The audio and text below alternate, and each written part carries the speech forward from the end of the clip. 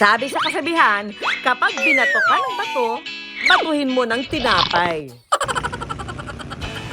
Pero hindi raw tinapay ang binabato sa Rodriguez Rizal, kundi putok-batok na lechon kawali at chicharon bulaklak. Para naman sa mas solid na pagbawi, dinuguan ang ibato mo pabalik.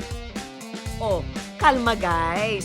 Walang nag-aaway rito dahil ang tinutukoy namin, itong pansit bato na nambabato ng sarap sa kanilang mga parokyano. May kakombo na Pinoy favorite dinuguan sa halagang 85 pesos. May overload sangkap pa gaya ng chicharong bulaklak, lechon kawali, siomay, kikiam at lumpiang Shanghai. Pansit bato overload for only 150 pesos.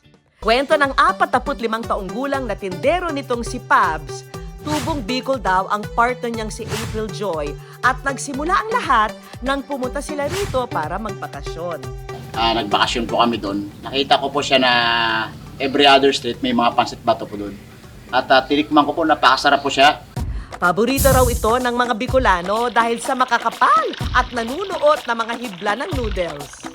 At dahil may background sa pagluluto, nagkaroon na nga ng business idea si Pabs. Nakita ko po na maganda po siyang potential pang negosyo. At sa gawa rin po dating nagkokusinero ako sa Chinese mga noodles din po. So familiar sa akin ang pansit. Pero challenging daw ang magpakilala ng hindi pamilyar na pagkain. Pinakilala ko po sa kanila ang pansit bato ng unti-unti. Yung lalong with dinuguan po, kinukwento ko sa kanila na bagay po talaga siya sa ano. Then, nung natikman nila, sabi, oo nga, napakasarap. Laking pasasalamat din daw niya sa may-ari ng pwesto kung saan siya nagtitinda. Dahil imbes na singilin ng renta, libre raw itong ipinagagamit sa kanya. Tanghali pa lang, iniluluto na ni Pabs ang kanin at dinuguan. Ang mga gamit sa pagtitinda, mano-mano niya ring isinasakay sa food cart. Yung kabit niyan, pagbaklas mamaya, at pagbalik, ganun din. Pagod, pawis, sarili mo naman eh.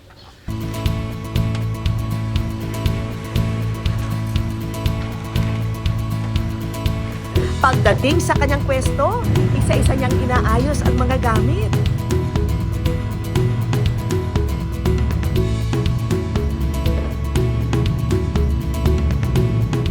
Tsaka iniluluto ang pansit bato. Oo.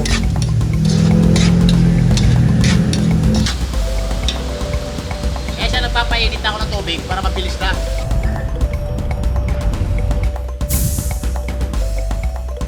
Pagpatak ng alas 6 ng gabi, isa-isa nang nagdadatingan ang kanyang mga parokyano na tumatangkilik sa kanyang paandar na pansit bato.